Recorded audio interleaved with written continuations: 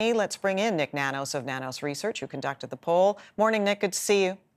Good to see you too, Jennifer. So were you surprised that healthcare was the highest sort of priority for many Ontarians, or is this what we're seeing from the COVID fallout?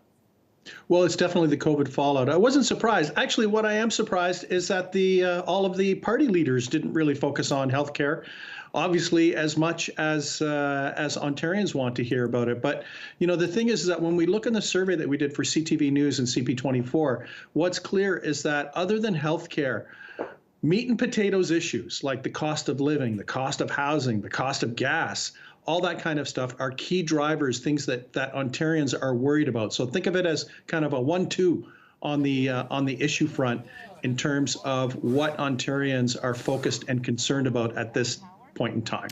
Yeah, to your point, Nick, they may not have brought it up in a positive way in terms of healthcare, but certainly the opposition parties tried to use it as a cudgel against Doug Ford and how he handled COVID and what we saw happen in our long-term care homes. Yeah, that's true. But I think when we look at the numbers, it was more about the future of healthcare than the past.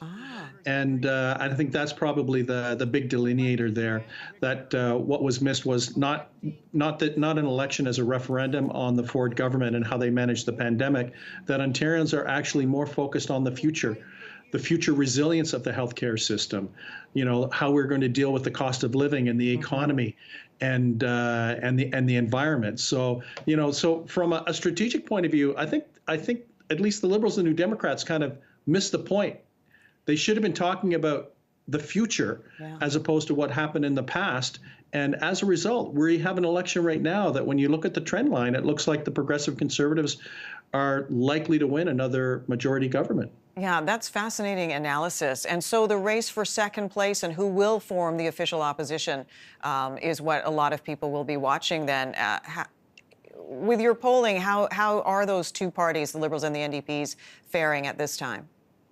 Well, I don't know, Jennifer, do you got a coin for me to toss? Like right? Do some coin tossing. Yeah. So what the polling does show, and CTV News will be releasing the final ballot projection later this afternoon that we'll be doing together. But I was just quickly looking at the numbers. What's clear is that the Progressive Conservatives are still in the driver's seat, but that it's very close between the New Democrats and the Liberals for second place.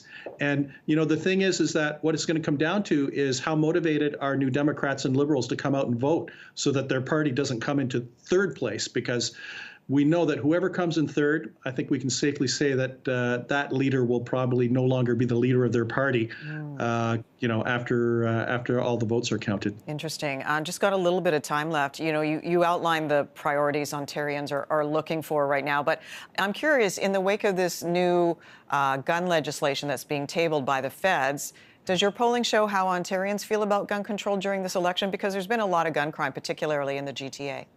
Yeah, we just released a survey with the Globe and Mail this morning, and it shows that an overwhelming majority of Canadians and individuals in Ontario support banning handguns. And I think a lot of this has to do with the very tragic and sad news that we've seen out of the United States over the last couple of weeks with the shootings that have happened in Texas and Buffalo. But it's definitely on the agenda. And if you happen to live in the GTA, the numbers are even stronger than in the rest of the province when it comes to banning handguns. So it sounds like the federal Liberals are reading the room and hoping to capitalize on that support with this new bill. Okay, really appreciate it, Nick. It's always good to see you. Take it easy. Bye-bye. Nik Nanos of Nanos Research.